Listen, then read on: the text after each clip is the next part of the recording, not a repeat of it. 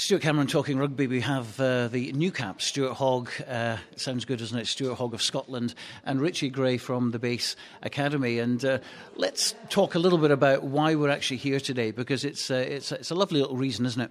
Well, it's a terrible reason for my behalf because I've just lost £100. But I always, on the last day, I think it was about the last couple of weeks of BASE, and Stuart was the first intake we had back in 2009.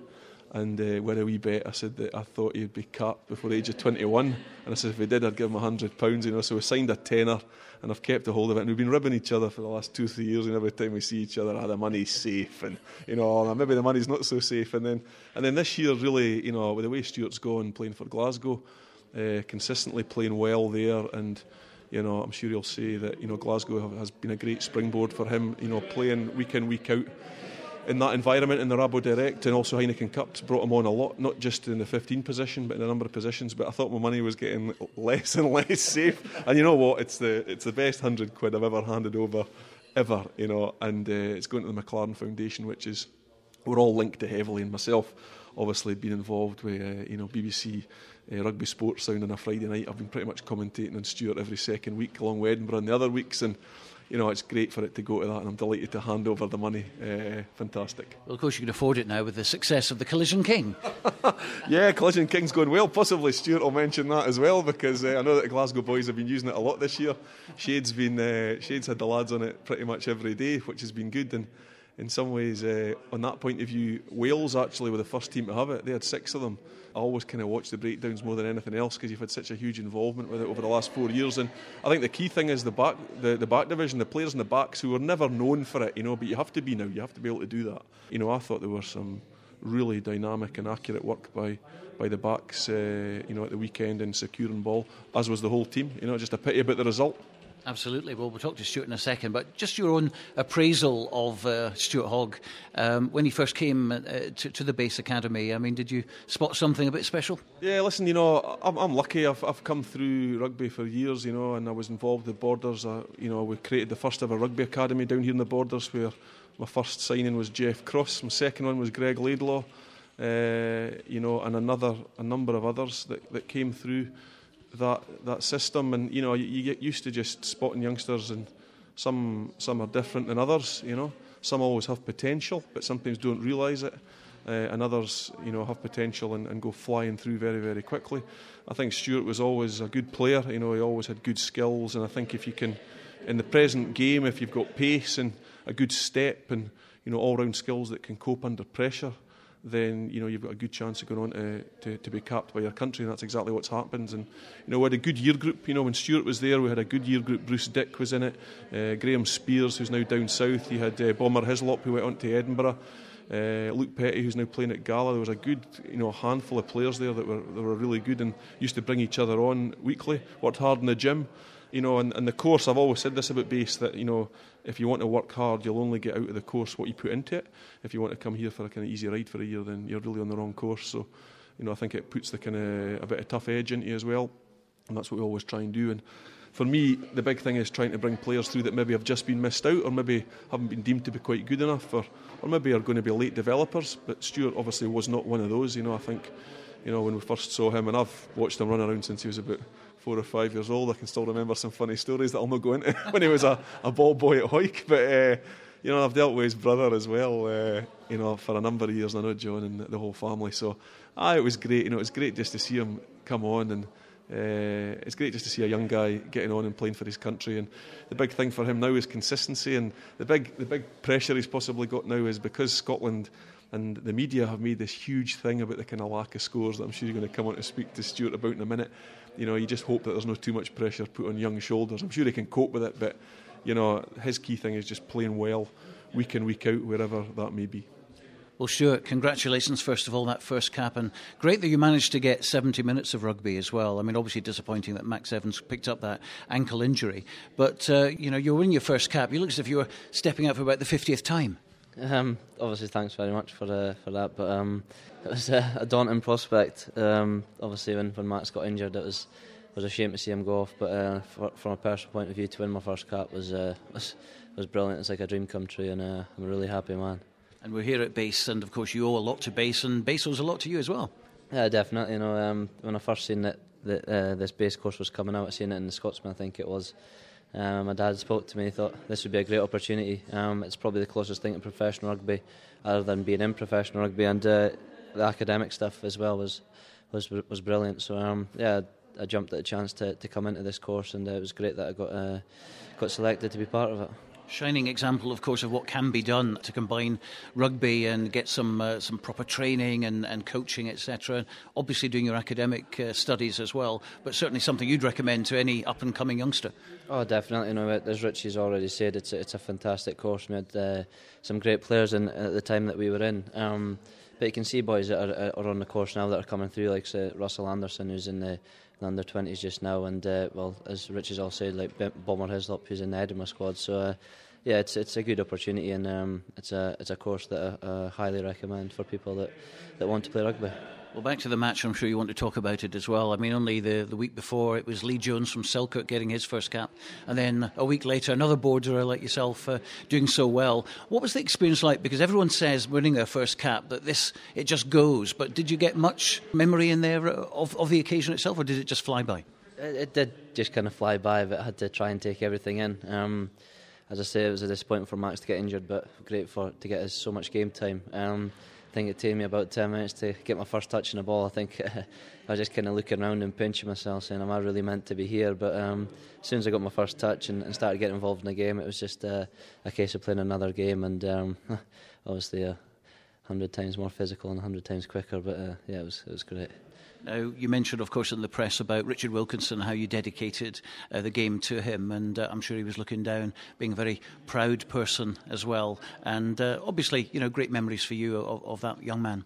Oh, definitely. He was one of my best mates, and he's always missed and always in my thoughts. But I remember last week for the A game, Michael Bradley saying dedicate this game to somebody you know well, and I couldn't think of any better man to do it. And again, last week when Andy said dedicate this to somebody, it was without a shadow of doubt it was going to be Richard again. So it's always, as I say, he's sorely missed, but he's always in my thoughts.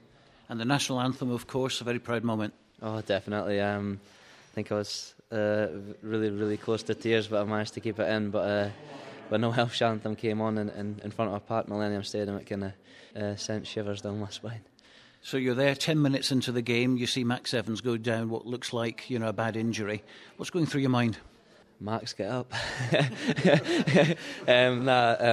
Obviously I just had to take it in my stride because Andy gave me the call to go on. So as you can see, I grabbed it with both hands and went on and took up the challenge. It was great to get on, and hopefully there's many more times I can play in a Scotland jersey. And what about that try? That wasn't... It was a try. Of course it was a try. Are you surprised you didn't go to the video referee though? I think next time if I was in a similar situation I'll jump up and go absolutely mental, but It was funny because I'll come in here as well, because when I saw it I was watching you, and I didn't think that you were sure either, because I know that you will have felt you'd lost control of it and thought maybe that was a knock-on. I'm not too sure. You possibly didn't actually know yourself until you actually saw it on the video, and you thought, oh my word, I did lose control of it, but I didn't, because it never hit the deck, and I regathered it. And you're possibly more disappointed once you'd watched it on video replay, because when I saw you when it first happened, a player will go daft. If you know that you're scoring a try, especially in a game of that size, and I know you'd be literally giving it, come on, go to the TMO, but it didn't happen. And I think, watching you, I got the vibe that he possibly thinks he maybe knocked that on, so he doesn't want to make an idiot of himself if he's actually wrong. Yeah. But the more you watch it, the more you think, it would have been a great score too, wouldn't it? So is that a fair assessment, what he just said? Definitely. As I say, next time if I was in the same situation, I would get up and go absolutely daft. But don't worry, if you think you get a try, you just go for it. Yeah, the ref apologised to me at night, so he said he made a mistake, but you've got to take these things on the chin and then just knuckle down and work hard for the next time. Well, Richie, obviously, the standard that some of these guys have started from the base rugby, and we've mentioned them, Russell Anderson, we've got Robin Hislop of now captaining the under-20 side, playing for Edinburgh. Lots of guys coming through, and there seemed to be a big stream of borderers coming through. And at one point on Saturday in Cardiff, 5 borderers out of the 15 on the pitch. I mean, that's fantastic. I tell you, Stuart, and this is the key thing, write this area off at your peril, because you know, the culture down here is still rugby. You know, if you ever go to a game on a Saturday afternoon and you go and watch Hoyt play Gala or Melrose play Kelso or whatever, I can guarantee you on the sidelines there'll be 20, 30 kids kicking a ball about, and that's exactly where it happens. That's where skill level, you know, comes good from the very beginning. You know, you're not trying to kind of create some sort of robotic player. You want lads here that, you know, are used to the ball in their hands and can use both feet and can sidestep and tackle and dummy and, you know, can play on a tarmac road. You know, that's the way it goes. And, you know, we've got a lot of good players down here, and we will continue to produce good players. But there's also players in Scotland, you know, I think of guys like Lee Miller, for example, that came from Elgin down here, that Bobby Cunningham, the ex-Scottish cap, kind of put our way.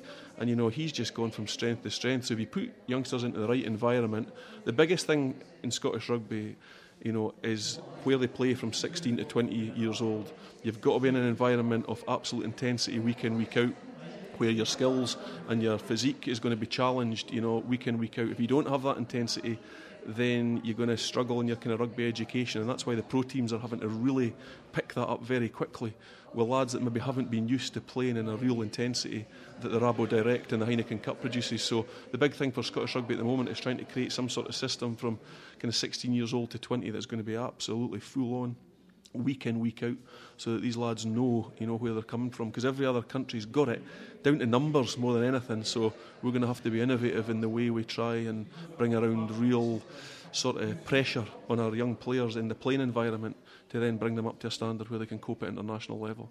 Now, I think Mark Dodson, now that he's come in as chief executive, and it's very noticeable that Glasgow Warriors and Edinburgh, they're signing up the youngsters as well. This didn't really happen the last couple of years, did it? I mean, they really are going to try and keep the youngsters in the game and in Scotland. Yeah, they are, and they're also going to bring in, you know, I would think they'll still bring in 2 or 3 what I would class as kind of, you know, mark players that will help the young players come on, because you don't actually want a team of youngsters.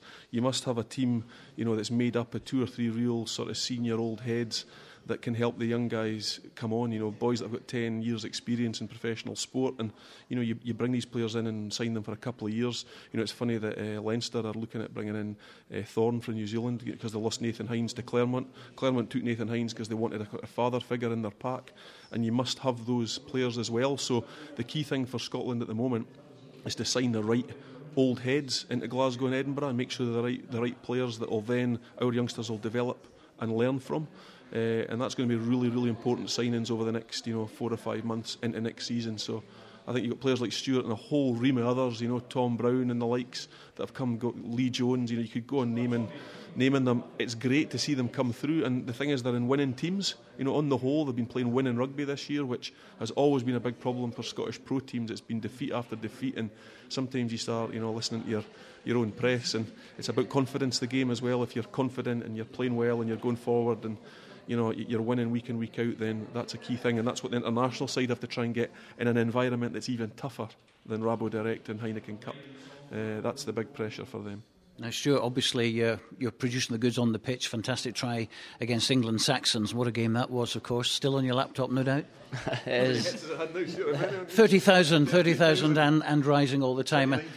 Obviously on the pitch is fantastic, but off the pitch as well, there's such an important role to play, and we're talking in a week where we've had the likes of Suarez and Man United and Liverpool, and we've seen all this nonsense, which is all affecting youngsters as well. And we've got someone like you coming in, doing tremendously well on the pitch, and generally a good guy as well. Yeah, obviously when you're off the pitch, you've just got to kind of stay quiet and get on with your business. Obviously I work hard in training on key skills and learning the game all the time. All I do is watch rugby, which my flatmates kind of get annoyed about now and then, but yeah, I'm always learning and always look to keep learning. So yeah, I'm just enjoying everything just now, and fingers crossed everything goes the way I want it to go and it keeps continuing. And role models, we immediately think of people like Chris Patterson, who's been a tremendous asset to Scottish rugby, and someone like you obviously look up to.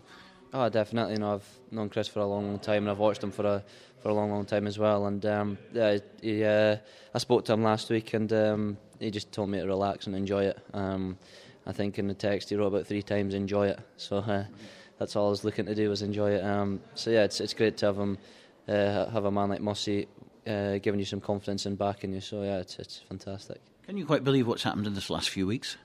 No, definitely no. No, obviously it was great to get into the training squad, and as I said at the time, I wasn't there just to hold bags and make up numbers. I was looking to get into the match 22, and obviously it was disappointing not to get in the England squad, but to play A's was probably the biggest part of my career thus far, until I got the nod for the Wales game. So yeah, it's obviously fantastic the way things are going, and fingers crossed it keeps going like that. And mixing with the old heads in the team as well, and the rest of the guys who seem to have kind of really brought you on and taken you in. Yeah, there's a good mix of youth and experience in that team, so everybody's enjoying it. And yeah, as I say, we're hoping to have a successful tournament, but we just need to be patient, but maybe not too patient. It's a case of knuckling down and working hard and getting the right results. But I must admit, putting my Scottish fan hat on now, I felt a lot happier after the Welsh game than I was after the English game, because there just seemed to be roots for the future that things were beginning to spark. Yeah, definitely, we're going in the right direction, and as I say, the boys are working hard. As I say, we've got a good blend of youth and experience in that team, so we're going in the right direction, and yeah, as I say, we're looking forward to the next few weeks. Now, just finally, on a kind of human level, obviously, when you're involved and you get the call up to the squad, first of all, and you're given the kit and all the stuff that goes with it. Someone tweeted, I think, from the Scottish team, you were like a kid in a candy shop. Yeah, I think that was Chris Cussell, actually. Yeah, he's the father figure of the squad. He's a great man to have around, and yeah, he's a fantastic player and an even better man off the pitch. So what about ambitions now? I mean, obviously, you've got your whole life ahead of you, on and off the pitch. Obviously need to try and get as many caps as I can, but as I say, it's a case of working hard, and hopefully Andy and the rest of the coaching staff see that. Well, Richie and Stuart, thanks very much indeed for joining us today, and good luck, Stuart, for the future. Thanks very much. Cheers.